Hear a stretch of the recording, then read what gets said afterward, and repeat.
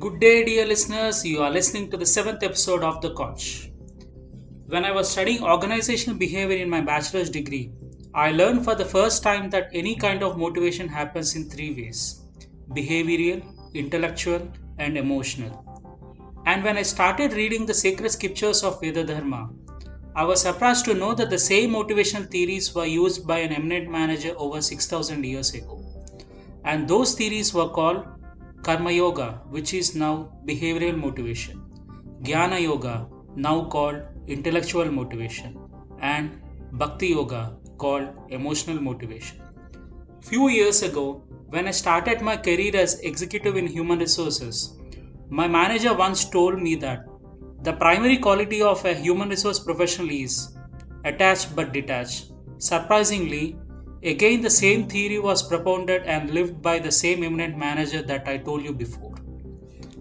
An exemplary, a leader, a hero, a protector, a teacher, a philosopher, and a friend, all in one. He was one of the most pragmatic leaders of all times, the best manager, and a leader who imparted valuable lessons to all. In the next few minutes, what we are going to know is about how this eminent manager has become the management guru even in modern times. And there is a lot to be learned from him. He is none other than Sri Krishna the Great. A true manager or leader must share their learnings with others. As the saying goes, knowledge grows when shared with others. When applied is the best practice of all. Sri Krishna was called as Sarvagna, never hesitated to share his thoughts with others. When Arjuna was ambiguous whether to fight his brothers or not, he reminded him of his purpose and taught him the methods to overcome his fears and doubts, thereby focusing on his duty. Krishna had three definite life goals for himself. First, Paritranaya Sadhuna, which means welfare for the good. Vinasaya cha Duskritam, meaning destroy evil. And third, Dharma Samsthapana, meaning establish and strengthen the good principles.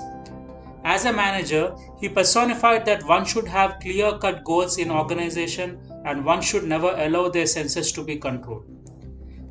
Sri Krishna was master strategist who used problem-solving approach throughout his life.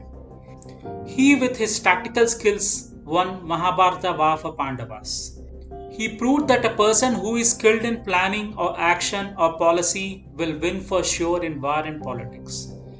A plan of action is important to achieve long and short-term goals. Sri Krishna, through his power of speech and oration skills, motivated Pandavas several times. He motivated them to serve good and only good, alongside working towards attainment of justice. A true leader or manager always takes initiative to motivate his colleagues and fellows. Despite being a king and a supreme, Sri Krishna lived his life in simplicity and he was man of the masses. A leader should be humble, noble, and down to earth.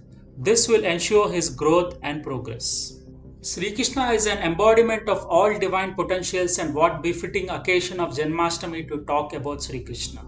Celebrated with great joy across the nation, Krishna Janmashtami symbolizes imprisonment in worldly illusions, and incarnation of Lord Vishnu symbolizes vanquishing of evils leading to edification and peace. Sri Krishna, through his life, demonstrated how to live a life in eternity and started continuing doing right, without having attachment towards the outcome of those actions, and most importantly, never hurt anyone.